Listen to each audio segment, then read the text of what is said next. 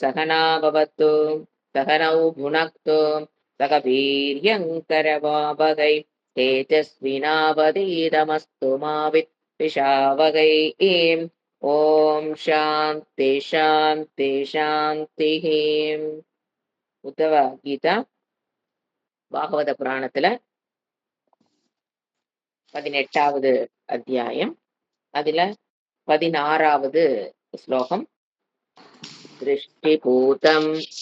யார மியூட் பண்ணல சாந்தி.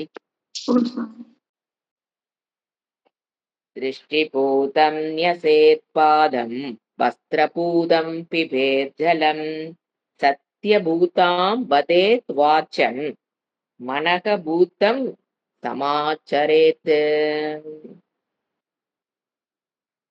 ஆசிரமத்துல சந்நியாச ஆசிரமத்தில் இருக்கிற கடைபிடிக்கப்பட வேண்டிய விதிமுறைகளை பற்றி பகவான் சொல்லிட்டு வராரு. கிரகஸ்தாசிரம் முடிச்சு வானப்பிரஸ்தம் முடிச்சு இப்ப சந்நியாசாசிரமத்தில் இருக்கவங்க அவங்களுக்கு உண்டான விதிமுறைகளாக கிருஷ்ணர் சொல்வதில்ல, சாஸ்திரத்தில் சொன்னதை கிருஷ்ணர் இங்க நமக்கு விளக்கி கூறிக்கொண்டு இருக்கிறார். இந்த 16வது ஸ்லோகம் பாத்தீங்கன்னா நாட் ஒன்லி ஃபார் சந்நியாசம் ஆசிரமத்தில் இருக்கவங்க மட்டுமல்ல, மனுஷ தர்மம் தான் சொல்றார். ஜென்ரலா மனுஷ்ய தர்மம்னு பேர். மனிதர்களாக பிறந்தவர்கள் அனைவரும் அவங்க என்ன மதமா இருக்கலாம், எந்த ஊர்ல பிறந்திருக்கலாம், எந்த நாட்டுல வேணாலும் வாழலாம். மனுஷ்ய தர்மம்னு பேர். அதுல ஃபர்ஸ்ட் நாம பார்த்தோம் 4 குணங்கள் போன கிளாஸ்ல பார்த்தோம். ஃபர்ஸ்ட் அலர்ட்னஸ், எல்லா வேல்யூ பாயிண்ட்ஸ். அலர்ட்டா இருக்கிறதுனா எந்த வேலையை செய்யறோமோ அதுல மைண்ட்ஃபுல்னஸ் வித் இன்வால்வ்மெண்ட். அந்த என்ன வேலை செய்யறோமோ அதுல முதல்ல you must learn to love that job. சமையலா இருக்கட்டும், வீடு கூட்டதா இருக்கட்டும், படிக்கிறதா இருக்கட்டும், வகுப்புகள் அட்டன் பண்றதாகட்டும், எழுதுறதாகட்டும், கேள்வி பதில் போறதாகட்டும், இல்ல ஒரு ஃபங்க்ஷனுக்கு போறதாகட்டும், எதா இருந்தாலுமே first you must learn to love. எப்படிங்க, எனக்கு பிடிக்கவே மாட்டேங்குதே, லவ் பண்ணவே முடியலையே. ஸ்கூலுக்கு போற பசங்க சொல்ற மாதிரி எனக்கு படிக்கிறதே பிடிக்க மாட்டல. எப்போ நாம எந்த கடமையை செய்யறோமோ அதை லவ் பண்ண கத்துக்கிட்டோம்னா அங்க சலிப்புங்கிற பேச்சோ கேர்லெஸ்னஸ்ங்கிறது வராது. எப்ப நீங்க லவ் பண்றீங்களோ அது பிசினஸா இருக்கலாம், எது வேணா இருக்கலாம். அப்போ அந்த இடத்துல நம்மளுக்கு கேர்லெஸ்னஸ், தெரியாம பண்ணிட்டேன், மறந்துட்டேன், இந்த மாதிரி வார்த்தைகள் வாயில வராது. ஏன் வராதுன்னு உறுதியாக சொல்றது சாஸ்திரம்? அங்க மைண்ட்ஃபுல்னஸ் இருக்கும். லவ் பண்ற இடத்துல மைண்ட்ஃபுல்னஸ் இருக்கும். அப்போ மைண்ட்ஃபுல்னஸ் இருக்குது அப்படிங்கும்போது வித் இன்வால்வ்மெண்ட். இன்வால்வ்மெண்ட் இருந்தா தான் மைண்ட்ஃபுல்னஸ் வரும். இன்வால்வ்மெண்ட் எப்போ வரும்? லவ் பண்ணுனா 100% இன்வால்வ்மெண்ட் வரும். இன்வால்வ்மெண்ட் வந்தா தான் மைண்ட்ஃபுல்னஸ் வரும். அதுக்கு பேர் தான் அலர்ட்னஸ்ன்னு பேர். ஏன்னா அலர்ட்டா இருக்காங்கன்னா வேற மாதிரி அர்த்தத்தை நம்ம புரிஞ்சு வச்சிருக்கிறோம். அது இங்கிலீஷ் வேர்டு யூஸ் பண்ணாலும் அந்த அலர்ட்னஸ்ங்கிறது இதுதான் அர்த்தம். அவங்க அலர்ட்டா இருக்காங்க அப்படின்னா என்ன, எந்த நேரத்துக்கு என்ன செய்யறோமோ அது. இதை ஜாகிரத அவஸ்தை ஃபுல்லா இருக்க கத்துக்கணும். நான் காலையில இருந்தேன், மத்தியானம் இல்ல. இந்த மத்தியானம் அலர்ட்னஸ் இல்லாதனால தானே ஆக்சிடென்ட்ஸ் எப்படி நடக்குது பாத்தீங்களா? பஸ்ஸும் மோதுது அப்படின்னா அலர்ட்னஸ் இல்ல அந்த இடத்துல. சோ வாழ்க்கைக்கு மனுஷிய தர்மம். எத்தனை பேர் இன்னைக்கு கஷ்டப்படுறாங்க அந்த accident. It's very important for மனுஷியத். இது மனுஷ தர்மத்துல இது நம்பர் 1. இது அடுத்தது சரீர ஆரோக்கியம். ஒருத்தரும் இறைவன் கொடுத்த சரீரத்தை ஆரோக்கியமாக பாதுகாக்கிறதுங்கிறது கடமைக்குள்ள வருது, சொதர்மத்துக்குள்ள வருது. ஏன்னா it is not created by you, it is not yours, இட் இஸ் given to you. You must have the responsibility to keep it healthy. It's your duty. இறைவன் கொடுத்த பிரசாதம் உடம்பு. அதை யூ மஸ்ட். இது எனக்கு அதுக்கு வேலை இல்லை, ஏங்க யோகா கிளாஸ்க்கு எனக்கு அதுக்கு டைம் இல்லை, இதுக்கு டைம் இல்லை, அப்படி சொல்லக்கூடாது. You must, it's your duty. ஸ்வதர்மத்துக்குள்ள ஆரோக்கியத்தை, சரீர ஆரோக்கியம். அடுத்தது வாக் சுத்தி. வாக்குங்கிறது சத்தியத்தின் மூலியமாக வாக் சுத்தம். உண்மையை பேசுவதன் மூலமாக தான் வாக்கு என்ன ஆகும்? சுத்தமாகும். மவுத் வாஷ் போடுறதுனால சுத்தமாயிராது. என்னைக்கு நாம் நினைச்சிட்டு இருக்கிறோம் மவுத் வாஷ் போட்டா போதும் மவுத் சுத்தமாயிருது. வாக் சத்தியம் தான் வாக் தபஸ். இப்போ நம்ம ஒரு உண்மையை பேசுறோம் அப்படிங்கும்போது கொஞ்சம் அலர்ட்டா இருந்து பேசணும். எப்போ நம்ம சொல்ற உண்மையை ஆப்போனன்ட்ல கேட்கிறவங்கனால தாங்கிக் கொள்ளுகிற சக்தி இல்லையோ, அப்ப போய் பேசிடலாம். எதிர்த்த மாரி நிக்கிறவங்களுக்கு வாங்குற சக்தி இல்லையோ, அப்ப என்ன பண்ணலாம்? பொய்மையும் வாய்மையாகும். அதையும் ஃபாலோ பண்ணிக்கணும். நான் உண்மைய தான் பேசுறேன்னு போட்டு, போட்டு என்ன பண்ணிறக்கூடாது? மத்தவங்கள புண்படுத்திறக்கூடாது. அதோட சேர்ந்தது நம்ம வாக் தபஸ். எக்ஸ்ட்ராவா நம்ம ஒரு பாயிண்ட் பார்க்குறோம் இன்னைக்கு.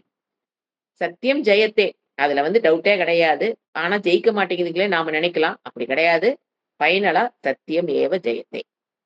அது நீங்க தப்பா தோணுதுன்னா உங்களுக்கு சரியா புரியலன்னு அர்த்தம். எப்பவுமே வாய்மை தான் வெல்லும். பொய் பேசி ஜெயிக்கிற மாதிரி டெம்பரரியா தோணும். பட் அல்டிமேட்டா வாய்மையே வெல்லும். அதுல நோ டவுட் இன் தட். அது நம்ம நெறைய பார்த்திருக்கோம். அடுத்தது மனம். மனசுத்தி அப்படின்னாங்க, சிம்பிளா சொல்லணும்னா, நமக்குள்ள மனசாட்சின்னு ஒருத்தன் இருப்பான். அதுக்கு சொல்றபடி நடக்கிறது தான் மனசுத்தமே. மனசாட்சி எப்படி மனசாட்சி சொல்லுதோ, இது தப்புன்னு உள்ள சொல்லும். அத கேட்கணுமே! என்ன ஆகும் தெரியுங்களா? இந்த மனசாட்சி ஃபர்ஸ்ட் நல்லா வேலை செய்யுங்க. பிகினிங்ல நல்லா வேலை செஞ்சுட்டு இருக்கும். இப்ப நாம அத ஓவர் கம் பண்ணி, பைபாஸ் பண்ணி, பண்ணி, பண்ணி என்ன ஆகும்னா, அந்த மனசாட்சின்னு ஒண்ணே மனதில் இல்லாமல் போய்விடுகிற வாய்ப்புகள் அதிகம் ஏற்பட்டு விடுகிறது. எப்ப நீங்க மனசாட்சிய தொலைச்சிட்டோமோ, அது காணாம போயிரும். எப்போ? அத பைபாஸ் பண்ணி, பண்ணி, பண்ணி, ஓவர் கம் பண்ணி, பண்ணி பைபாஸ்ன்னா புரியுது இல்லைங்களா?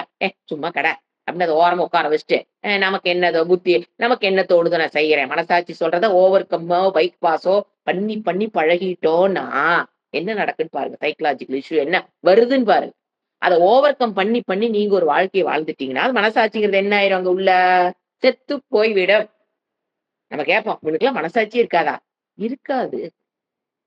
இப்ப அந்த மாரி ஆகறதுனால, அவங்க காரியம் சாதிச்சுக்கிறாங்க, ஜெயிக்கிறாங்க அதெல்லாம் விடுங்க. அவங்களுக்குள்ள வர சைக்காலஜிக்கல் ப்ராப்ளம் என்னன்னு பாருங்க. சரியெல்லாம் தப்புன்னு, தப்பெல்லாம் சரி. அதுதானே மனசாட்சின்னு என்னது? சரின்னு சொல்லும்.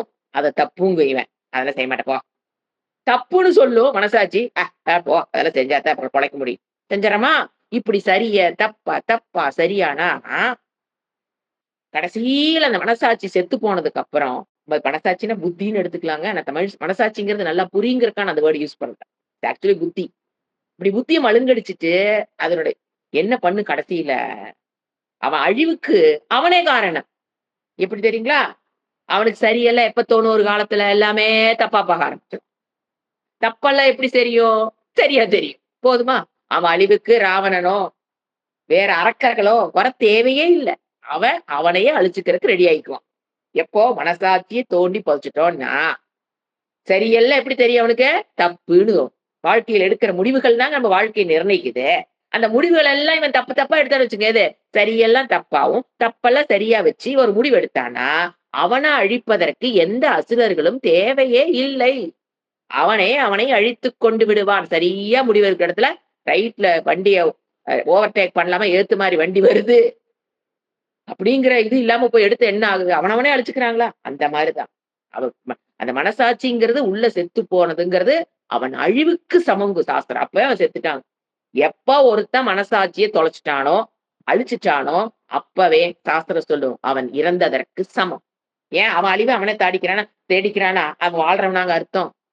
சோ இந்த 4ம் மனுஷ்ய தர்மா. எப்பாடுபட்டாவது என்ன பண்ணணும்? ஒரு மைண்ட்ஃபுல்னஸோட வாழத் தெரியணும். ஒரு சரீர ஆரோக்கியத்துக்கு ஒரு குறிப்பிட்ட நேரத்த ஒரு நாளைக்கு ஒதுக்கியே ஆகணும். மாசத்துக்கு 1 நாள், வாரத்துக்கு 1 நாள்லாம் வேலைக்காக தினம் 3 வேள சாப்பிடுறோம்ல. ஒரு வேள தானே எக்சர்சைஸ் கேக்குது உடம்பு. செஞ்சு தான் ஆகணும். அப்புறம் பாருங்க இது செய்யாததுனால, அங்க மண்டையில பிளாக்கு, இது ஹார்ட்ல பிளாக்கு, எவ்வளோ கஷ்டத்துக்கு போறோம். அதையெல்லாம் கண்ல பார்க்கிறோமா இல்லையா? பார்த்துட்டு நான் அப்படியே தான் இருப்பேன்னா என்ன பண்றது? 2வது 3வது வாக்கு. 4வது மனது. இதத்தான் இந்த ஸ்லோகத்துல எந்தெந்த வேர்ட் எங்கெங்க கனெக்ட் பண்றாரு பாருங்க. ஃபர்ஸ்ட் திருஷ்டி பூதம் ஞசேத் பாதம். இதுதான் அலர்ட்னஸ் குடுக்குறது. கால வைக்கிறக்கு முன்ன ஆழம் தெரிந்து காலை சொல்லும் பாத்தீங்களா?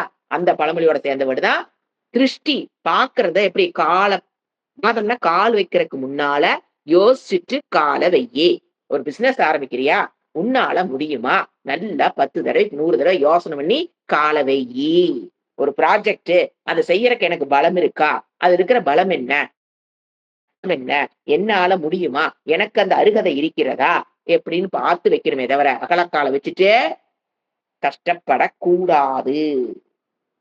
அடுத்தது பாதம் வச்சுட்டோமா? வஸ்திர பூதம். பூதம்னா சுத்தம். இது வந்து உடல் சுத்தம். வஸ்திரம் சுத்தமாக இருக்கணும். என்ன குடிக்கிறோமோ தண்ணி, அது ஜலம் சுத்தமான சுத்திகரை பண்ண ஜலமாக இருக்க வேண்டும். இதெல்லாம் எதுக்கு சொல்றாரு? உடல் ஆரோக்கியம். 2வது சொன்னேன் இல்லைங்களா? அத 2 முக்கியங்கிறாரு. அடுத்தது சத்தியபூதாம் வதேத்து. வாக்குல எத ஃபாலோ பண்ணணும்? வாக்க எப்படி சுத்தம் பண்றது? சத்தியம் வதேத்து. உண்மையை பேசுவதன் மூலியமாக எத சுத்தம் பண்ணிக்கோ? வாச்சத்த பூதம். சத்திய பூதம்னா சத்தியத்தின் மூலியமாக உன்னுடைய வாக்கை சுத்தம் செய்து கொள். கடைசியா மனகபூத்தம் சமாச்சரேத்து. மன சுத்தம். எப்பவுமே என்ன பண்ணு? சமாச்சரேத்து. மனசாட்சிக்கு உட்பட்டு நடந்து கொள். மனதுல என்ன வரக்கூடாது? மோதல்கள் மனதுக்குள்ள வரக்கூடாது. மனதுக்கும் மனசாட்சிக்கும் மோதல் வராத மாதிரி. அதான் சமாச்சரேத்து. மனதுக்கும் புத்திக்கும் என்ன வந்துடக்கூடாது? மோதல் வந்து விடக்கூடாது. புத்தி என்ன சொல்லுதோ அத மனம் எஸ் யுவர் மெஜஸ்டின்னு செய்யணும். அவ்வளவுதான். ஷமகா.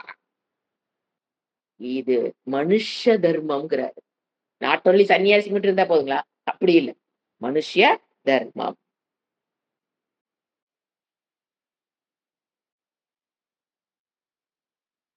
கர்ணன் எல்லாம் அழிஞ்சது எதனால பாத்தீங்கன்னா, இதுதான். அவனுக்கு தெரியும். துரியோதனன் பண்றது தர்மம், அதர்மம்னு தெரியும். ஆனா என்ன பண்ணிட்டான் அந்த மனசாட்சிய? அப்படி ஓரமா ஒதுக்கி வச்சுட்டு, தன்னுடைய உள்ள இருக்கிற பிரஷர் அவுட்லெட் பண்றக்கு, எது நான் ஒரு சத்திரியன், நான் ஒரு அரசன், எனக்கு அந்த குவாலிஃபிகேஷன் இருக்குது, என்னை யாட்ட வில்லடி இது எல்லாத்துலயும் ஜெயிக்கணும், ஜெயிக்கணும், ஜெயிக்கணுங்கிற அந்த ஆர்வத்துல புகழ் பெறணும். ஒரு அரசனைப் போல் நான் புகழ் பெறணும். நான் ஒரு சூத்திர குலத்தில் பிறந்தவனா இல்ல நானு. எனக்கு அப்படிங்கிற எண்ணத்துல என்ன பண்ணிட்டான்? மனசாட்சி ஓரங்கட்டுனவங்கள நம்ம சாஸ்திரத்துல நெறைய எக்ஸாம்பிள் நீங்க கர்ணன் யோசனை பண்ணி பாருங்க. ஏன் கர்ணன்னா, அவ்வளவு ஒரு நல்ல கேரக்டர் அவன். அந்த மனசாட்சிய ஒதுக்கி வச்சத தவிர மத்ததெல்லாம் என்னதான் வெரி குட் பெர்சன். அதனால நான் கர்ணன உதாரணமா நெனச்சு பாருங்க. ஏன் அவன் வாழ்க்கை ஏன்னா நமக்கு சாவு வந்து சாவறது வேறங்க. இறைவன் வந்து பிளான் பண்ணி நம்மள கொல்றாருன்னா, எவ்வளவு மோசமான ஒரு இறப்பு அது. இல்லைங்களா? அந்த நிலைக்கு அவன் போனான். அவ்வளவு நல்ல மனம் படைத்தவன். அப்படிங்கிறத நம்ம சிந்திக்கணும். ஏன் அவன் அத கஷ்டப்பட்டான்? அடுத்தது. மௌன அனீகா அனில ஆயாமா தண்டாக வாக் தேக சேத்தசாம் நகி ஏத்தே யஸ்ய சந்தி அங்கக வேணுபிகி ந பவேத் எதிகி. அன்வயம் பண்ணி பிரிச்சுதான் படிக்கிறேன். ஈஸியா இருக்கிறக்காக. இப்ப இங்க என்ன சொல்றாரு? தண்டம் வருது. தண்டாகா வருது பாத்தீங்களா? நீங்க பாத்தீங்களா சில சுவாமிஜி எல்லாம் வச்சிருப்பாங்க. கையில குச்சி வச்சிருப்பாங்க. அதுல மேல பாத்தீங்கன்னா, ஒரே குச்சி. அந்த டிப்ல பாருங்க. பிரத்யேகரா கோயில் சுவாமிஜி வச்சிருப்பார். நம்மளோட பழக்கத்துல. பாத்தீங்கன்னா, டிப்ல பாத்தீங்கன்னா 3 குச்சி இருக்கும். அது துணி வச்சு கட்டியிருப்பாங்க. இல்லைன்னா அத சில நூல் வச்சு கட்டியிருப்பாங்க. 3 குச்சி, சின்ன குச்சி. ஒரு பெரிய குச்சி. அதுல பாத்தீங்கன்னா 3 குச்சி. அத பாத்தீங்கன்னா எப்பவுமே கையில வச்சுட்டு இருப்பான். வெளியில போகும்போது, வரம்போது. எதற்கு?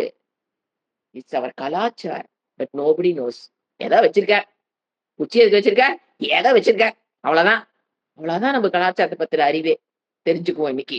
எதுக்கு சன்னியாசிகள் ஏன்னா சன்னியாசத்த பத்தின பேசிட்டு வர்றாரு. அவங்க கையில எதுக்கு குச்சி வச்சிருக்காங்க அப்படின்னு பாத்தீங்கன்னா, அதுல 3 என்னன்னா, அவங்க என்ன சிலதெல்லாம் பாத்தீங்கன்னா, ஒரு லிங்கம் அடையாளம். இப்ப வந்து நம்ம ருத்ராட்சரம் போட்டுக்கிறோம் அப்படின்னா, அது நம்ம கண்ல படும்போதெல்லாம் நம்மள ஒரு நிலைக்கு மனம் வந்து ஒரு நிலைக்கு செல்லும்.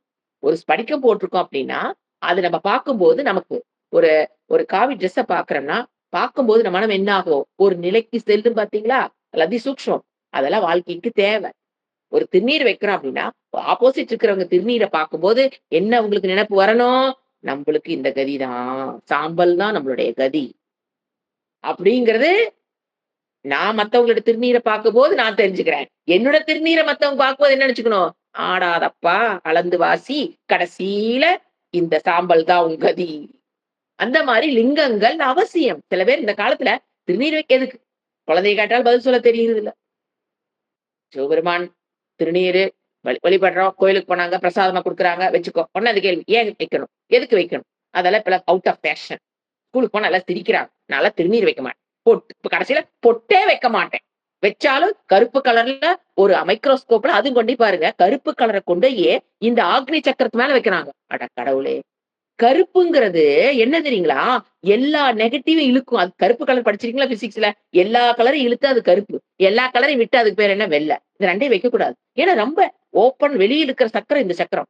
என்ன ஆகும் தெரியுங்களா? பெண்கள் அத வைக்கும்போது, அந்த பயம் இனம் தெரியாத குழந்தைக பயந்துக்கிறதுங்கிறதெல்லாம் அதிகமாகும். ஏன்னா நெகட்டிவ் உள்ள உறிஞ்சு கருப்பு. அத கொண்டு ஆக்ன சக்கரத்துல வேற வச்சிருங்க. நீங்க பாருங்க ஹோமம் இது குடுப்பாங்க. பிரசாதம். கருப்பு கலர்ல நெய். அத பாருங்க மேல இங்க தான் வைப்பாங்க. கொண்டு இங்க எந்த ஐயரும் வைக்க மாட்டாங்க. எங்க வைப்பாங்க நல்லா பார்த்திருக்கீங்களா?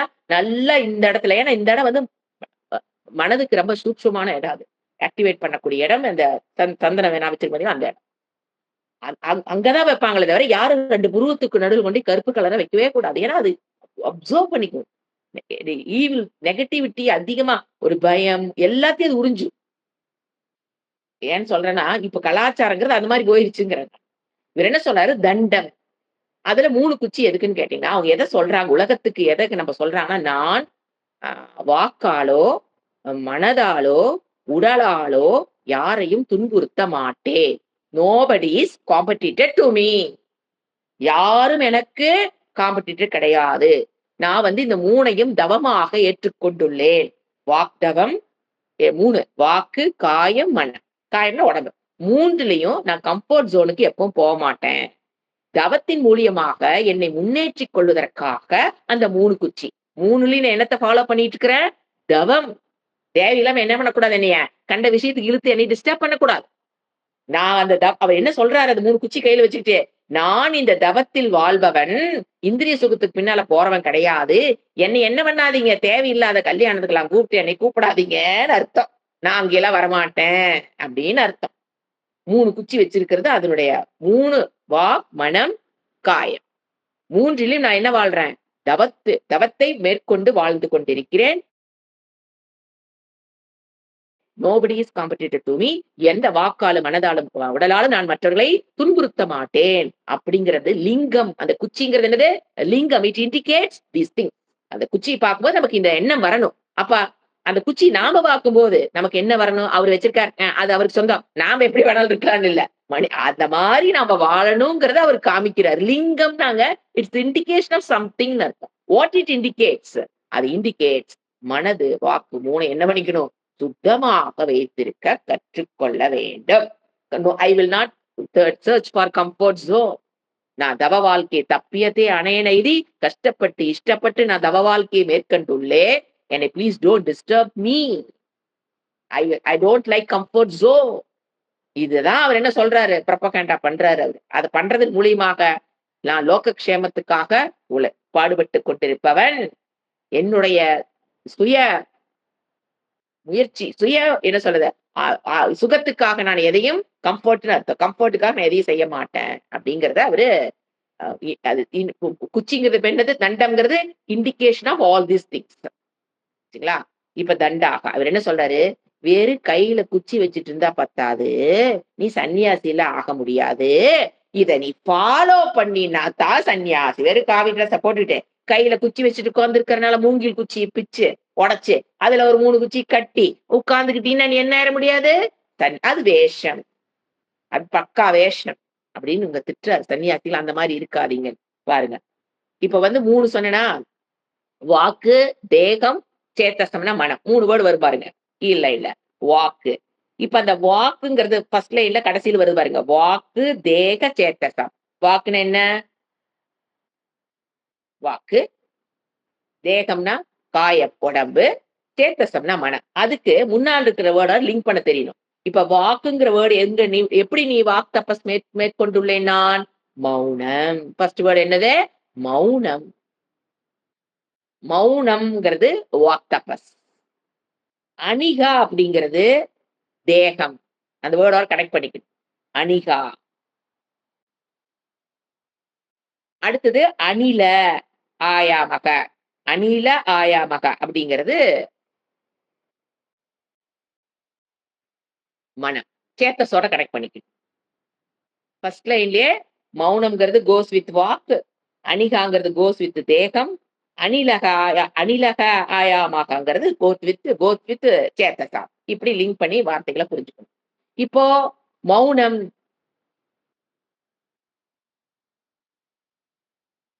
நமக்கு நெறைய கேட்டுருக்கோம். பேசாம இருக்கிறது வாக் தபஸ் அப்படிங்கிறது. மௌனம்ங்கிறது நம்ம ஒருத்தர்ட்ட பேசும்போது, அவங்கள பேச விட்டு நம்ம கேட்கிறதுங்கிறது மௌனம். அங்கிருந்து ஆரம்பிக்கும். ஆனா மௌனம்னா காலையிலருந்து சாயங்காலம் வரைக்கும் மௌன விரதம் இருக்கேன் அப்படிங்கிறது மட்டுமல்ல. மௌனம்ங்கிறது பல இடத்துல அத அப்ளை பண்ணிக்கணும். ஒருத்தர பேசுறாங்க அப்படின்னா, நாம கொஞ்சம் மௌனமாக இருந்து அவங்க சொல்றத கேட்டு, அப்புறம் அவங்க கேப் பேசி முடிச்சதுக்கு அப்புறம் பேசுறதுங்கிறது மௌனம். அடுத்தது அணிகா.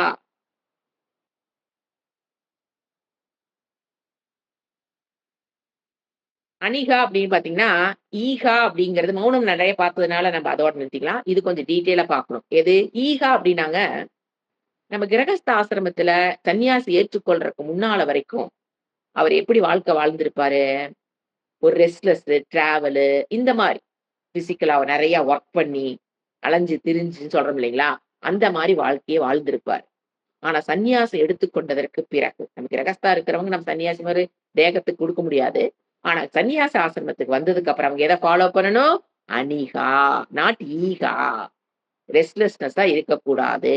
தேகத்துக்கு அமைதியுடன் அமர்ந்திருக்க கற்றுக்கொள்ள வேண்டும். எப்ப பார்த்தாலும் ஒர்க்ன்னு சுத்திட்டு இருக்க கூடாது.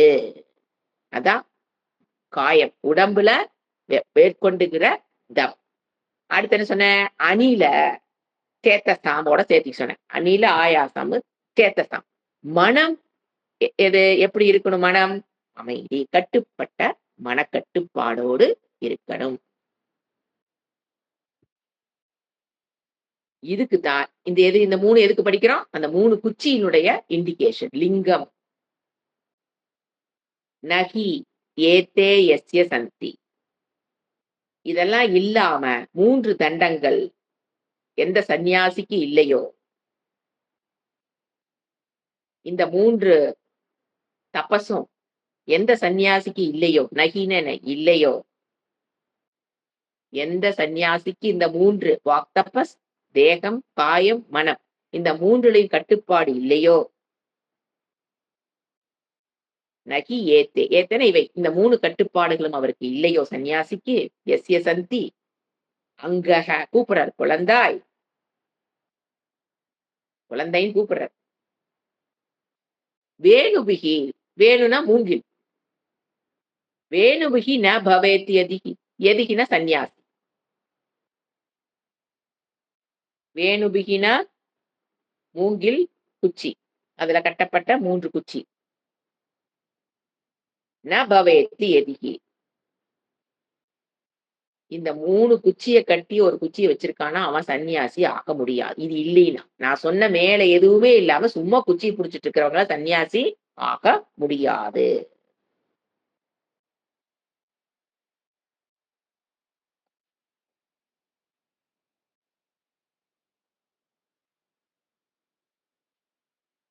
எந்த ஒரு ஆசிரமத்துக்குள்ள நம்ம போறோம் அப்டின்னா, அது சக்சஸ்ஃபுல் ஆகணும்னா, இப்ப நீங்க வானப்பிரஸ்தத்திலேயே ரெடியா இருக்கணும். வானப்பிரஸ்த ஆசிரமத்துல என்னென்ன கண்டிஷன் சொல்லியிருக்காங்களோ, அதையெல்லாம் ரெடி ஆனவங்கனால தான் சந்நியாச ஆசிரமத்துல சந்தோஷமா இருக்க முடியும். ஏன்னா, எந்த ஆசிரமத்துல இருக்கிறோங்கிறது, எந்த அளவுக்கு நாம அத லவ் பண்றோங்கிறத பொறுத்து தான் இருக்கு. இப்ப வந்து ஒரு பிரம்மச்சரிய ஆசிரமம். அவனுக்கு என்ன இருக்கணும்? லவ் ஃபார் ஸ்டடி இருக்கும். அப்பதான் ஹி கேன் என்ஜாய் தட் ஆசிரமம். இல்லைன்னா ஹி கேனாட் என்ஜாய். இப்ப கிரகஸ்த ஆசிரமத்துக்கு எதுல லவ் இருக்கணும்? கர்மயோகம் பண்றது, பஞ்சமகா யக்ஞங்கள் பண்றதுல ஒரு லவ் இருக்கணும். Then only you can enjoy grihastha ashramam. இல்லைன்னா, ஐயோ! என்னத்த பண்ணி, என்னத்தன்னு பொலம்பலோ பொலம். அதே மாரி வானப்பிரஸ்த ஆசிரமத்துக்கு வரும்போது சிம்பிளிசிட்டி உணவு, உடை எல்லாத்தையும் அலங்காரத்தெல்லாம் விட்டுட்டு ஏன்னா கிரகஸ்த ஆசிரமத்துல அதெல்லாம் கொஞ்சம் தேவைப்பட்டிருக்கும். வானப்பிரஸ்தத்துக்கு வர்றோம் அப்படின்னா, அதையெல்லாம் விடுறோம் அப்படிங்கிறது, அந்த பக்குவம்ங்கிறது லவ் பண்ண தெரிஞ்சதுன்னா, யூ கேன் என்ஜாய் த வானப்பிரஸ்த ஆசிரமம். அதே மாரிதான் சந்நியாசம். சந்நியாசம் பெறுவது அந்த வாழ்க்கை கண்டிப்பா சந்நியாச ஆசிரமத்தை என்ஜாய் பண்ணணும்னா, அத லவ் பண்ணி உள்ள போகணும். கஷ்டத்திலிருந்து விடுபட்டுட்டு ஓடுறதில்ல. இங்க கஷ்டம், பிச்சுக்கிட்டு அங்க போனா நல்லா இருந்துருவேனா? கண்டிப்பா இருக்க முடியாது. எழுதி வச்சுக்கங்க. இங்க நல்லா இல்ல, அங்க போனா நல்லா இருப்போம்னு நெனச்சுட்டுலாம் போகக்கூடாது. அதுக்குண்டான ட்ரெய்னிங் இங்க எடுத்திருக்கணும். அப்பதான் யூ கேன் என்ஜாய். என்னது? இந்த 3யும் ட்ரெய்னிங் எங்க எடுத்திருக்கணும்?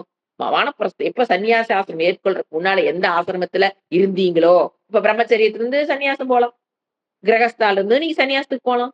வானப்பிரஸ்தத்துல இருந்தும் சன்னியாசத்துக்கு போலாம்.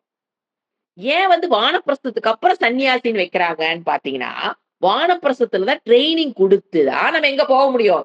சன்னியாசத்துக்கு போறது ஈஸி. நீங்க பிரம்மச்சரிய ஆசிரமத்திலிருந்து நீங்க சன்னியாசத்துக்கு போனீங்கன்னா, சன்னியாச ஆசிரமம் உங்களுக்கு சுகிக்காது.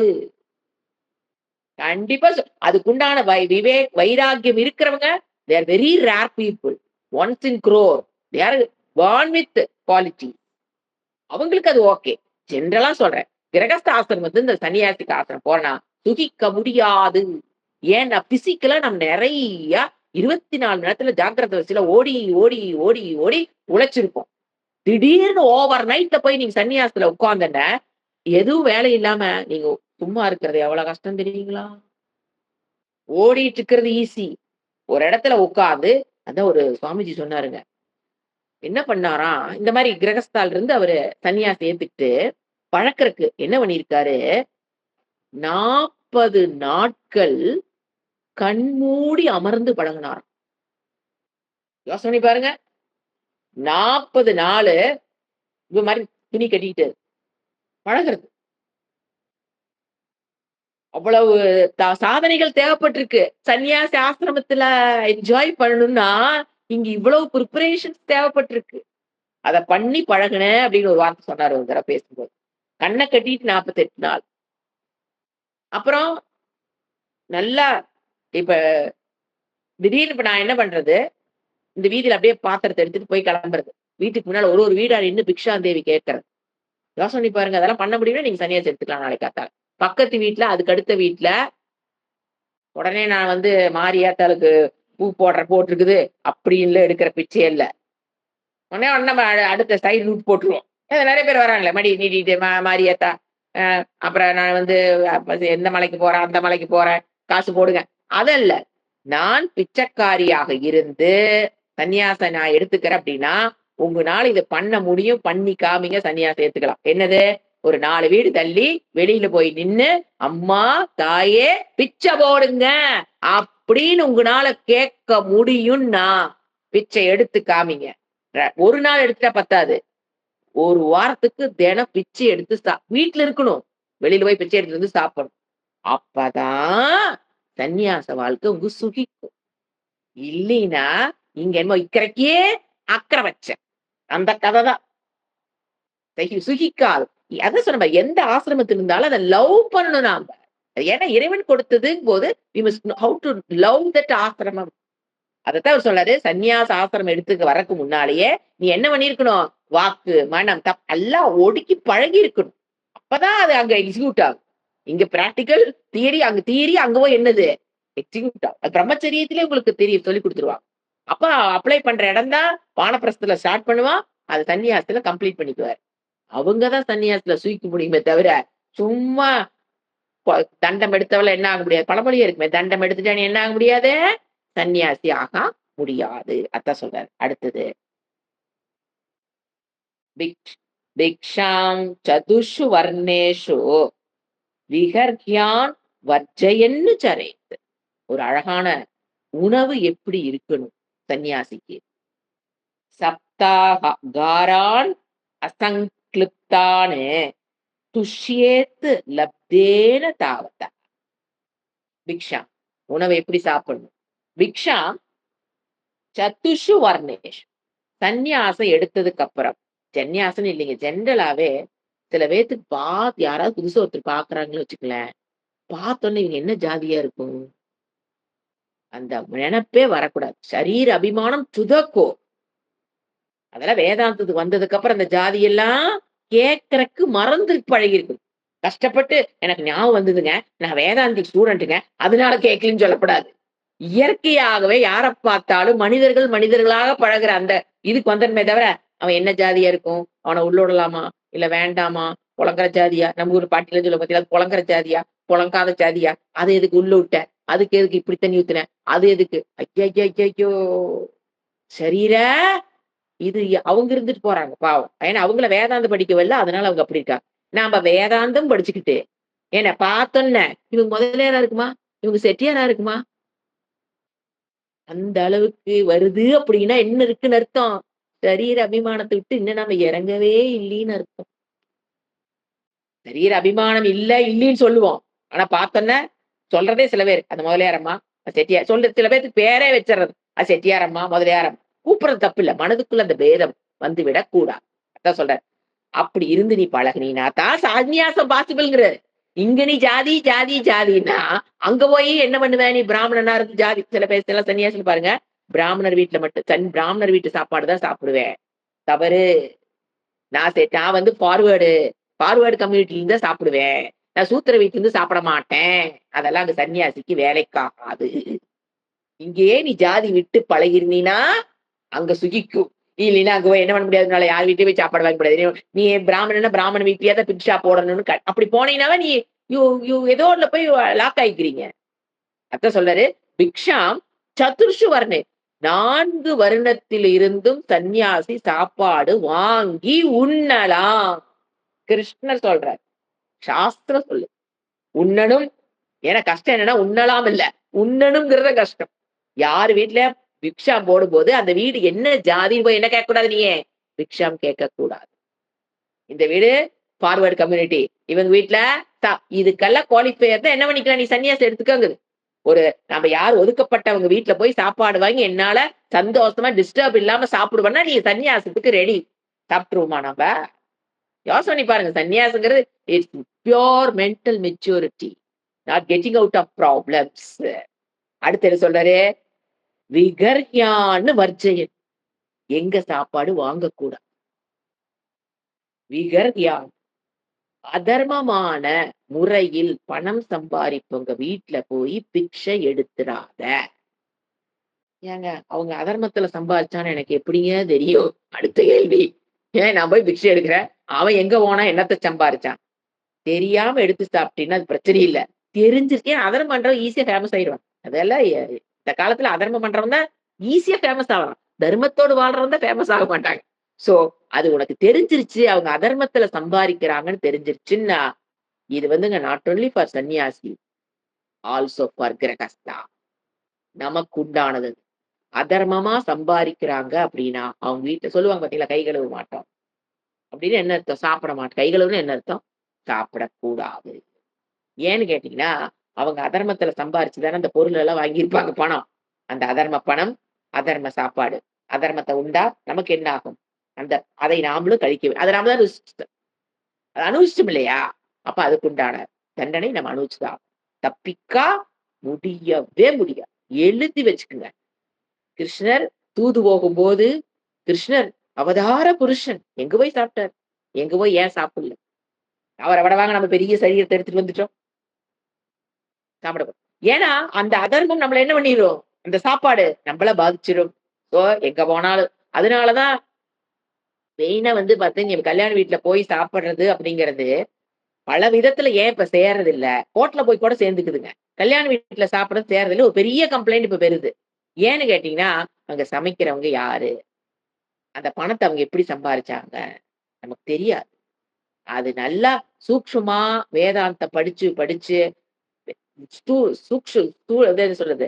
சூக்ஷ்மத்துக்குள்ள வராத திங்கிங் அந்த மனம் வந்து அவ்வளவு சூக்ஷ்ம தன்மை அடையாதவங்களுக்கு சேர்ந்துக்குது. மனம் சூக்ஷ்மமாக தினம் சாப்பிட வச்சு பிரெயின் என்ன பண்ணிக்கிட்டே இருக்கு நம்ப, அதிசூக்ஷ்ம புத்தி வர வர பாடி அப்படியே பயங்கர அலர்ட் ஆயிரும். துளியூண்டு ஏதாவது வெளியில இருந்து வந்தாலும் அப்படியே காமிக்கும். ஏய்! என்னத்த தள்ளி விட்டுட்ட. மத்தவங்க நல்லா சாப்பிட்டுட்டு இருப்பாங்க. நமக்கு அது ஏன்? அதுக்காக அப்படியே எல்லா வீட்லயும் கல்யாண வீட்ல சாப்பிட்டா சேரணுங்கிறதுக்காக வேதாந்த படிப்புக்கு வராம உட்காந்துக்கலாமாங்க? கல்யாணத்துக்கு போறது சாப்பிடுறதாங்க வாழ்க்கையில முக்கியம். அவங்களுக்கு சேர்ந்துக்கும். யாருக்கு சேராது? புத்திய ஷார்பன் பண்ணி, பண்ணி, பண்ணி மனது எண்ணத்துக்கு வந்துரும். ஒரு சூக்ஷ்ம நிலைக்கு வந்து. எதையும் கிரகிச்சுக்கிற சக்தி, அதீத சக்தி வரும்போது, அதனாலதான் என்ன சொல்றது? அந்த மாரி இடத்துல போயி சாப்பிடாதீங்க. கண்டிப்பா அது வச்சு செய்யும். ஆச்சா?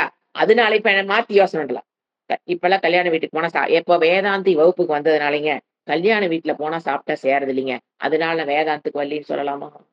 சில பேர் அப்படியும் நான் சொல்லி கேட்டுருக்கேன். அதனால தாங்க இந்த எங்க போனாலும் எதுவுமே சேர மாட்டேங்குதுங்க. வகுப்புக்கு போனதுலருந்து யார் வீட்ல போனாலும் சேர மாட்டேங்குது. என்னது கல்யாண வீட்ல போனா. அதனால வகுப்பு விட்டு அடிச்சிடலாமா? அவ்வளவுதான் புரியுது நம்ம என்ன பண்றது? ஆச்சா?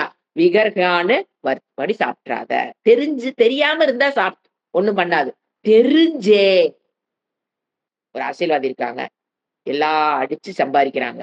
நமக்கு கண் கூட தெரியுது. அவங்க புள்ள பையனுக்கு கல்யாணம். அத போய் நாம சாப்பிடுறோம். புரிஞ்சுக்க. அவங்கலாம் அதர்மத்தில இதெல்லாம் வந்து தெரியாமலாம் இல்லீங்க. எப்ப கூப்பிடுவான், சாப்பாடு போடுவான்னு இருக்கவங்க நெறைய பேர் இருக்காங்க. அதுக்காக நான் சொல்றேன். பெரியவங்க வீடு, பணக்காரங்க வீடுன்னா போய் சாப்பிடணும். அதே பாருங்க, தர்மத்துக்கு உட்பட்டு ஒரு பாவம் ஒரு ஏழை, ஒரு சாம்பார் ரசம் வச்சு சாப்பாடு இந்த வீட்ல வேண்டாம். அங்க போய் சாப்பிடலாங்க. சாப்பாடு நல்லா இருக்கும். இப்படித்தாங்க நம்ம அறிவு கெட்டுது. இங்க போனா சிம்பிளா வெறும் சாத ரசம் தான் இருக்கும். குழம்பு தான் இருக்கும். அங்க போனா, ஆ அப்படி முடிவு பண்ணாதீங்க. தர்மத்துக்கு உட்பட்டு சம்பாரிச்சுக்கிறான்னு சித்தப்பா. அப்புறம் சாப்பிடு. ஏன்னா, அது உடம்பை கண்டிப்பா பாதிக்கும். அதுல நோ டவுட். ஏன் கிருஷ்ணரே சொல்றாரு. அடுத்தது எங்க வேணா வாங்கலாங்கிறாரு. தர்மத்துக்கு உட்பட்டு வாழ்றவன் எந்த வர்ணமா இருந்தாலும் நீ வாங்கி சாப்பிடலாம். தப்பு வராது. ஆனா தர்மத்துக்கு இல்லாத வீட்ல போய் சாப்பிட்டீங்கன்னா, கண்டிப்பா அது நம்மை பாதிக்கும். அது சன்னியாசி இல்ல. ஏன்னா அவங்க வந்து ட்ரை பண்ண எப்ப இருந்து சன்னியாச ஆசிரமத்துக்கு போனாவே அவங்க சூக்ஷ்மத்துக்கு ட்ரை பண்ணிட்டு இருப்பாங்க. கண்டிப்பா உங்களுக்கு இப்ப கிரகஸ்தாசிரமத்துல இருக்கவங்களுக்கு சேர்றது இல்ல. ஏன்னா சந்நியாசம்ங்கிறது சம்யக்கு ஞாசம். அது நாம கிரகஸ்தால இருந்து நம்ம என்ன வாழ்க்கை வாழ ஆரம்பிக்கிறோம். சந்நியாசம் வாழ்றும்போது கண்டிப்பா நமக்கு அது ஒத்து வராது. அடுத்தது சப்தாகாரான்னு ஒரு ஒரு உதாரணத்துக்கு சொல்றார். ஒரு 7 வீடு அதாவது சன்னியாசம் எடுத்துக்கொண்டதுக்கு அப்புறம் இந்த வீதியில ஒரு 100 வீடு இருக்குன்னு வச்சுக்கங்களேன். நம்ம 100 வீட்லயும் போய் எடுக்கலாம்ல எடுக்கக்கூடாது. குறைஞ்சது ஒரு 7 வீட்ல போய் கேட்டு பார்க்கலாம்.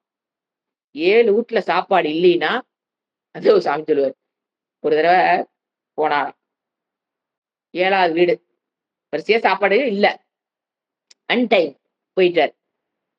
7வது வீடு. போய் கேட்கறாரு. அதான் கதவ தட்டுனோனே பிக்ஷாம் தேவின்னு சொன்னோனே அந்த அம்மா வர்றாங்க. இன்னைக்கு நீங்க சாப்பாடு போடலீன்னா, நான் என்ன பண்ணுவேன்னு எனக்கே தெரியாது. இது என்னடா இது புதுசா சத்தம் போடுறாரு சாமிஜி. அப்படி அந்த அம்மா, "என்ன சொல்றீங்க? சாப்பாடு இருக்கு எடுத்துட்டு வரேன்." "இல்ல, இல்ல. சாப்பாடு போடலீன்னா நேத்து மாரி இன்னைக்கு பட்டினி." அதத்தான் அவர் அப்படி சொல்லிக்காரு. நான் இப்ப என்ன பண்ணுவேன்னு எனக்கே தெரியாதுன்னா, நேத்து என்ன 7 வீட்லயும் கேட்டு சாப்பாடு இல்லையா? போய் பொட்டான்னு படுத்துக்கிட்டேன். சோ என்னன்னா 100 வீடு இருக்கா 100 வீட்லயும் போய் கேட்டுருக்க கூடாது. ஒரு 2 வீடு 3 7ங்கிறது இவர் ஒரு வார்த்தைக்கு சொல்றாரு. ஒரு 2 வீடு 3 வீடு போய் கேட்டு பார்க்கணும். சாப்பாடு கிடைச்சா சாப்பிடணும். இல்லையா என்ன இருக்கு தெரியணும். நேரா போய் பானையில தண்ணி இருக்கா சொல்லும்போது பார்க்கணும். நேரா வீட்டுக்கு வந்தோம்னா பானையில தண்ணி வச்சிருக்கும் இல்லையா?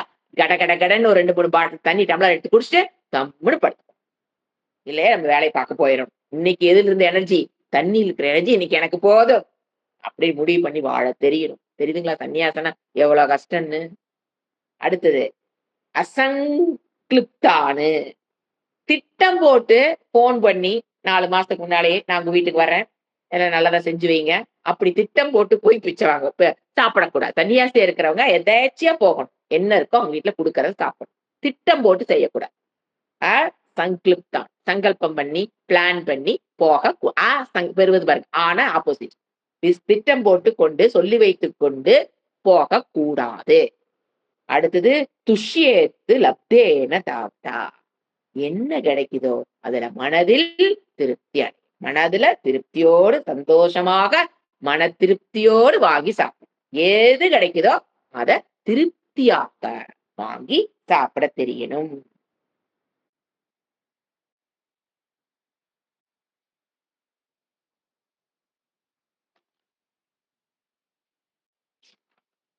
அடுத்தது 19வது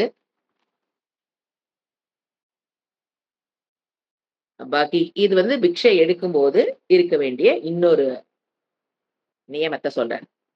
பகிஹி ஜலாஷயம் கத்வா தத்ர உபஸ்பிருஷ்ய வாக்யதः விபஜ்ய பாவிதம் சேஷம் புஞ்சீத அசேஷம் ஆக்ருதம். பகிஹி ஜலாஷயா அதாவது ஒரு பரிவிராட்டு, அதான் என்ன சொல்றது? ஒரு இடத்துல இல்லாம சுத்திட்டு இருக்கிற ஒரு சன்னியாசியா இருக்கும்போது, இல்ல ஒரு ஊர்ல வாழ்ற சன்னியாசியாக இருந்தாலும், கிராமத்துக்கு வெளியில் உள்ள பகிஹின வெளியில.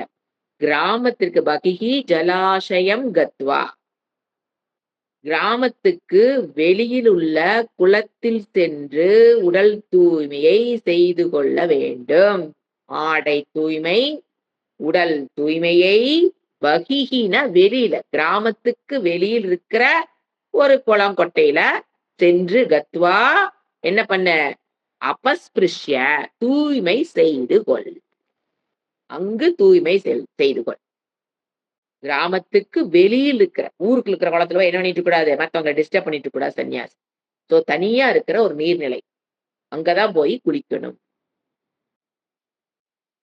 இப்ப குடிசையில வாழ்ற ஒரு இடத்துல இருக்கிற சன்னியாசிக்கு இது ஒத்து வராது. இப்ப ஊர் விட்டு ஊர் போற சன்னியாசி இருக்கிறாங்க பாத்தீங்களா? பரிவிராட்னு சொல்லுவோம். அவங்க இப்படித்தான் குளிக்கணும். அப்புறம் வாக்கியதக சொல்லிக்கிட்டே இருக்காரு. வாக்கட்டுப்பாடு சன்னியாசிக்கே ரொம்ப ரொம்ப அதிகம். பேசப்படாது. தேவையான இடத்துல மட்டும்தான் இப்ப கிளாஸ் எடுக்குன்னு சொல்லிட்டு வந்து சன்னியாசி வந்து உட்காந்துட்டு ஒரு வாக்கு தப்பசுல இருக்குன்னு பேசாம இருப்பாரா? அப்படி இருக்கிறது இல்ல. தேவையற்ற நேரத்தில். ஏன்னா இந்த வாக்க வந்து அடக்காதவங்க வந்து பாத்தீங்கன்னா அந்த சந்நியாச ஆசிரமத்தையே அசிங்கப்படுத்திடுறாங்க. நீங்க பாருங்க, அந்த சந்நியாச ஆசிரமத்தை அழகுபடுத்துறவங்களையும் நம்ம பாக்குறோம். அவங்கள பார்த்தா நமக்கு ஒரு மதிப்பு, மரியாதை வருது. அவங்க எல்லாம் வந்து அந்த ஆசிரமத்தை அழகுபடுத்துறவங்க. சில சன்னியாசி என்ன பண்ணிடுறாங்க? அந்த ஆசிரமத்துக்கு அழுக்கு செய்யக்கூடாதுல செஞ்சு ஓவரா பேசி செய்யாத எது எது சாஸ்திரம் சொல்லி செய்யக்கூடாதோ அதெல்லாம் செய்ய வேண்டியது. எது செய்யுன்னு சொல்லுதோ அதை எதையும் செய்யறது கிடையாது. அப்ப என்ன பண்றாங்க? அந்த சந்நியாச ஆசிரமத்துக்கு அவங்க எல்லாம் இழுக்கு. இதேதாங்க கிரகஸ்தாவுக்கும்.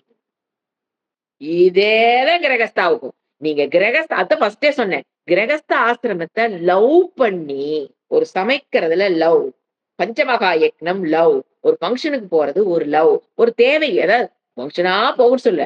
எதையுமே லவ் பண்ணி கடனுக்குன்னு செய்யாம, ஒரு வகுப்பு எடுக்கிறேன்னா லவ் பண்ணி எடுக்கணும். உட்கார்ந்து கேட்கிறீங்களா? லவ் பண்ணி கேட்கணும். அது ஒரு பெரிய சீக்ரெட். அந்த மாரி இருக்கும்போது தப்பு வராது. எங்கேயுமே கிரகஸ்தா எப்படி சன்னியாசி ஆசிரமத்துல உட்கார்ந்து நம்ம கமெண்ட் அடிக்கிறோம். இவங்கெல்லாம் வந்து சன்னியாச ஆசிரமத்துக்கு இழுக்குன்னு சொல்றோம் இல்லைங்களா? எந்த இடத்துல கிரகஸ்த ஆசிரமத்துக்கு நான் இழுக்காக நடந்து கொண்டிருக்கிறேன் முதல்ல கண்டுபிடிங்க. வெளியில உட்கார்ந்து படம் போட்டு மத்தவங்கள பாக்குறதெல்லாம் அப்புறம். நான் கிரகஸ்த ஆசிரமத்துக்கு அழகு சேர்க்கிறேனா? அந்த மாதிரி ஒரு வாழ்க்கையை நான் வாழ்கிறேன். கிரகஸ்த ஆசிரமத்துக்கு அழகு. கணவன் மனைவினா 1000 பிரச்சனை இருக்கும். அத தாக்கு பிடிச்சு வாழ்றனா? அது கிரகஸ்த ஆசிரமத்துக்கு நான் கொடுக்கிற அழகு. இன்னைக்கெல்லாம் என்னது? பிரச்சனையா? கிளம்பி வா. கிரகஸ்த ஆசிரமத்து அழகெல்லாம் எங்கேயோ எல்லாம் இழுக்கு. கல்யாணம் பண்ணணும்னு என்னதான் காதுல கேட்கிறோம்? ஐயோ! அப்படியே பக்குங்கும். இழுக்கு. என்ன சொல்லிக் குடுத்து வளர்த்துறாங்க? கணவன் மனைவிக்குள்ள எப்படி அனுசரிச்சு வாழணுங்கிற கல்வி கொடுக்காததுனால, அறிவு, கல்வின்னு அந்த இடத்துல அறிவு சொல்றேன். போனதுக்கு அப்புறம் அவங்களால என்ன பண்ண முடியல. அப்ப என்ன பண்றாங்க அவங்க? அந்த ஆசிரமத்துக்கு இழுக்கு. அவங்க எப்படி சன்னியாசிகள், போலி சன்னியாசிகள், சாமியார்கள் சொல்லி நம்ம கிரிட்டிசைஸ் பண்றோமோ, அதேதான் கிரகஸ்த ஆசிரமத்தில் வாழ்ந்து கொண்டு கிரகஸ்திற்கு இழுக்கு இன்னைக்கு அதிகம் நடைபெறுவதை பார்க்கிறோம். பஞ்சமாக யக்னா கர்மயோகம் இதெல்லாம் இழுக்கு. கர்மயோகமாக பண்ணாத கிரகஸ்த ஆசிரமத்தில் வாழ்பவர்கள் கிரகஸ்த ஆசிரமத்துக்கு இழுக்கை உண்டு பண்ணுகிறார்கள். பஞ்சமகா யக்னங்கள் தினப்படி வீட்டுல பூஜை பண்ணணும். தேவதா யக்னம் பண்ணலின்னா அந்த வீடு, அந்த கிரகஸ்த ஆசிரமத்துக்கு அவங்கள என்னது? இழுக்கை சேர்த்து கொண்டு வருகிறார்கள் சொல். வீடுனா சாண்டிங் பண்ணணும். பூஜை நடக்கணும். இதெல்லாம் நானாங்க சொல்றேன். ரிஷி யக்னம் தினம் 1 hour ரிஷி யக்னம் பண்ணணும். அதுதான் கிரகஸ்த ஆசிரமத்துக்கு அழகு சேர்க்கிறோம் நாம. இப்ப நீங்க உட்கார்ந்து கேக்குறீங்க அப்படின்னா, நீங்க இருக்கிற ஆசிரமத்துக்கு நீங்க அழகு சேர்க்கிறீங்க. இதையே பண்ணலீனா இழுக்கு. ஏன்? ரிஷி யக்னம் சொன்னாருங்க. நம்ம பண்றோமா? பண்ணலின்னா என்னது? ஏன்னா எப்பவுமே இழுக்குங்கிறத பாத்தீங்கன்னா, மத்த ஆசிரமத்தை நல்லா கிரிட்டிசைஸ் பண்றோம். ஸ்கூல்ல படிக்கிற பிள்ளைகளுக்கு இதெல்லாம் இது. பிரம்மச்சரிய ஆசிரமம் இப்படித்தான் இருக்கணும். இதுக்கெல்லாம் வந்து பிரம்மச்சரிய ஆசிரமத்தை இழுக்கு பண்ணுதுங்க. நல்ல வாயில பேசிடணும். அதெல்லாம் முதலா don't be extrovert. Be introvert. நான் ஒழுங்கா இருக்கேனா? கிரகஸ்த ஆசிரமத்துக்கு அழகு சேர்ப்பவளாக நான் வாழ்ந்து கொண்டிருக்கிறேனா? யோசனை பண்ணுங்க. தாட் ஆஃப் த டே எடுத்துக்கங்க. ஏன்னா, எங்கெங்க நாம இழுக்கா இருக்கிறோங்கிறது நீங்க இன்ட்ரோவர்ட்டா போனா தான் தெரியும். நீங்க எப்படி இழுக்குங்கிறது வெளியில இருக்கவங்களுக்கு தெரியாது. அப்ப என்ன? ரிஷி யக்ஞம் பண்ணிட்டேனா? தேவதா யக்ஞம் பண்ணிட்டேனா? இதுதானே அழகு என்ன? கர்ம யோகத்துல இருக்கனா? ரிஷி யக்ஞம், தேவதா யக்ஞம், நர யக்ஞம் இன்னைக்கு நான் பண்ணிட்டேனா? பண்ணலைன்னா, கிரகஸ்தாசிரமத்துக்கு நீங்கள் இழுக்கை கொண்டு வந்து சேர்த்துகிறீர்கள். இதத்தான் சொல்றார். அதத்தான் ஃபர்ஸ்டே நான் சொன்னேன். Love we must love the ashrama. It is not I choose, it is given to me by பகவான்.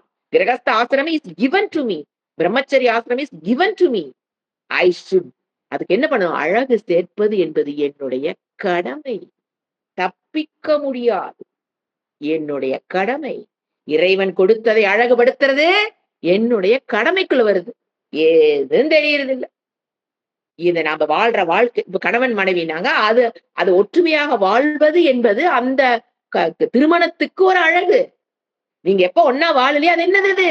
அந்த கணவன் அந்த வாழ்க்கைக்கு என்னது அது? இழுக்கு. அப்ப என்ன பண்ண தெரியணும்?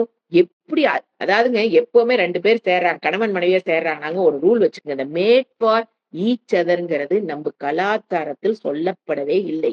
எப்படி தெரியுங்களா வருவாங்க? நீங்க பிளஸ்ன்னா அதான் பிளஸ்ன்னு வச்சுக்கோங்க. ஏன்னா அவர் என்ன மைனஸா போயிருவாரு. அப்படி இல்ல. நீங்க எத ரைட்டுங்கிறீங்களோ அத தப்புன்னு சொல்றவங்க தான் இறைவன் சேர்த்து வைப்பார். அவர் எது சரிங்கிறாரோ அதை நீங்க தப்பா பாப்பீங்க. அந்த கோணத்தில் இருக்கிற இருவரை ஆப்போசிட் கேரக்டர் உள்ள இருவரைத்தான் இறைவன் ஒண்ணு சேர்க்கிறார். எதுக்கு தெரியுங்களா? ஏங்க அவருக்கு என்ன வஞ்சகமா? சண்டை போட்டு கிடக்குன்னா பண்றாரு. அப்படியா சொல்லக்கூடாது. அப்படி நான் எது சரிங்கிறனோ அத தப்புன்னு சொல்ற ஒரு ஆளோட சேர்த்து வச்சாதான் நான் சிந்திக்க ஆரம்பிப்பேன். என் மனப்பக்குவத்துக்கு வரும். நான் சொல்றதெல்லாம் மேட் ஃபார் ஈச் அதர்.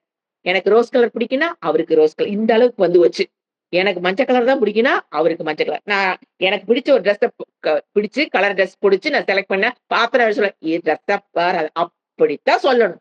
வாங்கியிருக்க வேற ஒரு ட்ரெஸ் உனக்கு டேஸ்டே கிடையாது. அப்படி ஏன்னா எல்லா ட்ரெஸ்ஸும் அழகுதான். அவருக்கு அது பிடிக்கல, எனக்கு இது பிடிச்சிருக்கு. அப்படித்தாங்க இறைவன் ஒண்ணு சேர்த்துவார். ஏன்னா அப்பதான் சிந்திக்க ஆரம்பிப்போம். ட்ரெஸ்ஸுக்கு நம்ம இவ்வளவு முக்கியத்துவம் கொடுக்கிறோமா? எது நித்தியம், எது அனித்திய விசாரம். இப்படிப்பட்ட கணவன் மனைவி கொடுத்தாதான் உங்களுக்கு விசார புத்தியே வரும். சோ என்ன சொல்றேன்னா கிரகஸ்த ஆசிரமத்துக்கு நாம் இழுக்கு இல்லாமல் வாழ்றோமா அப்படின்னு என்ன? இறைவன் எப்படி வாழணும்னு சொல்லியிருக்காரோ அதன் பிரகாரம் வாழ்றோமான்னு அதுக்காக படிக்கிறேன். ஏன்னா இது என்ன சன்னியாசம் தானே, கதை கேட்டு போலான்னு வந்துடக்கூடாது. சன்னியாச ஆசிரமத்துக்கு இழுக்குன்னு சொல்றாரு இல்லையா? எது? சன்னியாச ஆசிரமத்தில் இப்ப நீ வெளியில போய் தான் குளிக்கணும். ஊருக்குள்ள இருக்கிற குளத்துல கிணத்துல என்ன பண்ணிட்டு கூடாது? தண்ணி மோந்து கூட குளிச்சிட்டு இருக்க கூடாது. எவ்வளவு ஷார்ப்பா தொடராது பாருங்க பாயிண்ட். ஏன்? மத்தவங்களுக்கு தொந்தரவா இருக்கு. நீ குளிச்சா அந்த நேரத்துக்கு அங்க தண்ணி போகிற பொம்பளைகள் என்ன பண்ணுவாங்க? பாருங்களேன் எவ்வளவு ஷார்ப்பா கை வைக்கிறாரு. ஏன்னா இது என்னமோ கதை கேட்கணும். ஓ அப்பனா வெளியில போய் குளம் தேடி போகணுமா? அப்படியல்ல. அதுக்கு எதற்காக இந்த வார்த்தையை சொல்றாரு அப்படின்னா அந்த அந்த இடத்துல கூட மத்தவங்களுக்கு தொந்தரவு கொடுத்துடக்கூடாது. ஊர்க்காரங்களுக்கு ஆச்சுங்களா? கத்வா தத்ர அங்க தூய்மை செய். உடைய தூய்மை பண்ணிக்கிறியோ, நீ இதை பண்ணிக்கிறியோ அப்படின்னா மற்றவர்களுக்கு தொந்தரவு கொடுக்காமல் வாழ கற்றுக்கொள். அடுத்தது விபஜ்ய. இப்ப நீ போய் குளிச்சுட்டு வந்துட்ட, உன்னுடைய அனுஷ்டானம் எல்லாம் முடிச்சிட்ட. இப்ப சாப்பாடு எடுக்க போற. பிக்ஷா என்ன சொல்றாரு? வாங்குற உணவை இல்லாதவங்களுக்கு கொடுத்துட்டு நீ நீ எடுக்கிறதே பிச்சை எடுக்கிறதா பெரும்பாலும் அதை புடுங்குதானும். அதுதான் நீ எடுக்கிறத மறுபடியும் என்ன பண்ணு? யாராவது ஒரு ஏழை மக்கள் இருந்தாங்கன்னா அவங்களுக்கு குடுத்துட்டு மிச்சம் வைக்காம சாப்பிடு. உனக்கு வயிற்றுக்கு எவ்வளவோ அதை மட்டும் வச்சுக்கிட்டு மத்தெல்லாம் என்ன பண்ணிரு? யாருக்குங்க? சன்னியாசிக்கு. அப்ப நமக்கு பிச்சை எடுக்கிறவனுக்கே கண்டிஷன் போடுறாரு. சாப்பாடு கரெக்டா வாங்கு. எல்லா வீட்லயும் போய் வாங்க கூடாது. அந்த வீட்டுல இன்னைக்கு பிரியாணி வாசம் வருது சாமி சொல்லுவார். அதான் சொல்லுவார். அந்த 4 வீடு என்ன அந்த வீட்டுல என்ன பிரியாணி வாசம் வருது, சைவ பிரியாணியாட்டு இருக்கே, இந்த மாமி இன்னைக்கு வேண்டாம், இந்த மாமி தோசையை சுட்டு போட்டுருவா, நாம அங்க போனா பிரியாணி சாப்பாடு வாங்கலாம். சாப்பாடு ஆயிடுச்சா? இன்னும் 2 மணி நேரம் கழிச்சு வரட்டா? அப்படி எல்லாம் கேட்க கூடாது. வாசம் வருது இன்னைக்கு நெய் பூண்டு நெய் என்ன அழகா சொல்லுவார். நெய் அப்படியே மணக்க மணக்க பொங்கல், வெண் பொங்கல் இல்ல சக்கரை பொங்கல் வாசம் வருது, ஏலக்காய் வாசம் வருது இந்த வீட்டுல. அப்படி எல்லாம் போய் பிச்சை எடுக்கக்கூடாது. அதுதான் ஒரு மெயினா சொல்றாரு. அடுத்தது வாங்குறியா? வாங்கிட்டு அதை மறுபடியும் ஷேர் பண்ணுங்கிறாரு. அப்போ சன்னியாசிக்கே நீ ஷேர் பண்ணிட்டு சாப்பிடுன்னு சொல்றாரே, அப்ப நாமெல்லாம் என்ன கிரகஸ்தா ஷேர் பண்ணாம சாப்பிட கூடாது. அதனாலதான் நரக யக்ஞம். விபஜ்ய பகிர்ந்து கொண்டு, பாவிதம் தூய்மைப்படுத்திக் கொண்டு, சேஷம் மீதி உள்ளதை,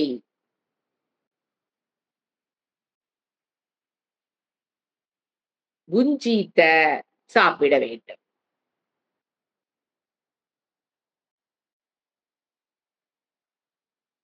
அசேஷம் வாங்குனது மத்தவங்களுக்கு குடுத்துட்டு மீதி உனக்கு எடுத்துக்கிற பாத்தியா? அதுல மிச்சம் வைக்கக்கூடாது. எப்பவுமே பிளேட்ல மிச்சம் வச்சு பழகுறதுங்கிறது சின்னதுல இருந்து கட்டுப்படுத்து. வேணுங்கிறத கொஞ்சம் கம்மியா சாப்பிட்டா கூட ஒண்ணும் பிரச்சனை இல்ல. தேவைக்கு மேல வாங்கி கொண்டு எங்க கொண்டு கொட்டுறது? கல்யாண வீட்ல பார்த்தா சாமி, அப்படியே டஸ்ட்பின்னுக்கு போகும். பெரிய தப்பு. எந்த அளவுக்கு ஃபுட்ட நீங்க டஸ்ட்பின்ல தள்றீங்களோ, தர்மசாஸ்திரம் என்ன சொல்லும்னா, அந்த அளவுக்கு கடைசி காலத்துல அந்த உணவு உயிர் இருக்கும். ஆனா உணவு சாப்பிட முடியாது. அந்த மாரி இடத்துல வந்து மாட்டிக்கும். எந்த அளவுக்கு நீங்க பண்ணீங்களோ, அந்த அளவுக்கு உணவு வேணுங்கிற அளவுக்கு உணவு வந்து உங்களுக்கு கட்டு அ க இதாயிரும். சாப்பிட முடியாது போயிரும். அதனால என்ன சொல்றாரு? அசேஷம் மீதி வைக்காத. அசேஷம் ஆகுதம். ஆகுதம்னா கொண்டு வந்த உணவு. கொண்டு வந்த ஆகுதம் உணவ ஃபர்ஸ்ட் என்ன பண்ணு எல்லாத்துக்கும் ஷேர் பண்ணு. ஷேர் பண்ணிட்டு உனக்கான உணவை எடுத்துக்கோ. எடுத்துட்டு அத பிளேட்ல என்ன பண்ணாத, மிச்சம் வச்சு கொண்டு டஸ்ட்பின்ல தள்ளாத. ஏன்? சாப்பாடு உனக்கு கடைசியில் கிடைக்காது. பட்டினி கிடக்கணும். வீடு நெறைய டேபிள் சரி, வீடு வீட்ல டைனிங் டேபிள்ல எல்லா சாப்பாடும் இருக்கும். நாமளே சமைச்சதா கூட இருக்கும். ஆனா நம்மனால வாயில எடுத்து வைக்க முடியாத நிலைக்கு பட்டினிக்கு கஷ்டப்படணும். அது தர்மசாஸ்திரமே சொல்லுது. அப்ப சன்னியாசிகளுக்கு அது என்னென்ன கிரகஸ்தாவுக்கு இது பொருந்தும். சன்னியாசிகளுக்கும் இது பொருந்தும். உணவ வந்து வேஸ்ட் பண்ணக்கூடாது. என்ன சொன்னாரு? அசேஷம் மீதி வைக்கக்கூடாது. என்னைக்கு சாப்பாட்ட மீதி வச்சுக்கொண்டே டஸ்ட்பின்ல போடக்கூடாது. கிருஷ்ணர் சொல்றார். எத்தன விஷயங்கள் எவ்வளோ இறங்கி சொல்றாருன்னு பாருங்க. ஆத்ம ஞானத்தை போதித்தார் கிருஷ்ணர்ன்னு நாம் பார்க்கிறோம். எங்கிருந்து நம்மள கொண்டு வராரு பாரு. சாப்பாட வேஸ்ட் பண்ணிடாத. சரிங்களா? அடுத்த ஸ்லோகத்த அடுத்த கிளாஸ்ல பார்க்கலாம். ஓம் சாந்தி சாந்தி சாந்திः. हरिः ओम् श्री गुरुभ्यो नमः. हरिः ओम्.